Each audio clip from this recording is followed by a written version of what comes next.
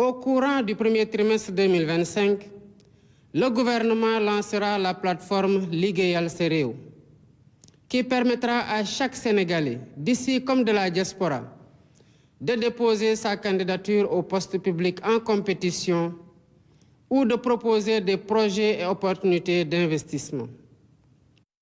J'ai déjà instruit le bureau organisation et méthode de travailler à l'identification des postes clés devant être mis en compétition, de proposer des modèles types de fiches de poste et des règles d'organisation et de fonctionnement du comité de sélection des candidats qui me seront soumis au bout du processus pour nomination. Mes chers compatriotes, malgré les défis et les incertitudes rencontrés en 2024, cette année charnière aura surtout été marquée par l'expression d'aspirations majeures, défendues au prix de grands sacrifices, par la vigueur de la raison démocratique et par l'émergence de perspectives porteuses d'espoir.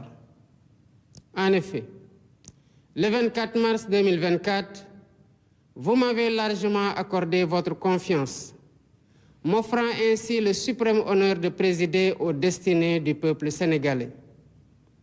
Dans une logique démocratique et une belle cohérence électorale, vous avez confirmé et parachevé votre choix dans les urnes le 17 novembre dernier, en nous confortant d'une majorité parlementaire incontestable. Le mandat populaire est ainsi clair et sans équivoque. Il nous appartient de le dérouler avec rigueur, fidélité et dévotion. Je m'y engage. À cet instant solennel, je voudrais rendre grâce à Dieu et remercier le vaillant peuple sénégalais pour sa grande maturité démocratique, saluée et reconnue dans le monde entier. Pour ma part, j'ai minutieusement décrypté ce puissant message venu des urnes. Dans leur grande majorité, les Sénégalais nous ont prêté les clés pour ouvrir les portes du changement systémique, ainsi que les fenêtres de la transformation nationale, dans la droiture, la probité et l'exemplarité. Jub, jubal, jubanti.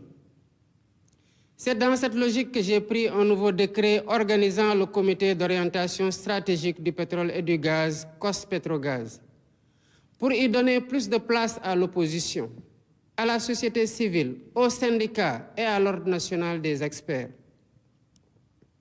J'entends ainsi garantir une exploitation optimale et transparente des ressources pétrolières et gazières au profit de l'économie nationale et des générations actuelles et futures.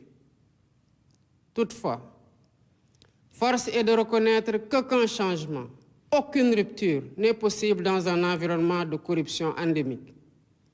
Si nous voulons le changement, nous devons résolument être prêts à nous réformer nous-mêmes dans nos comportements face au bien public et dans notre manière de servir la collectivité.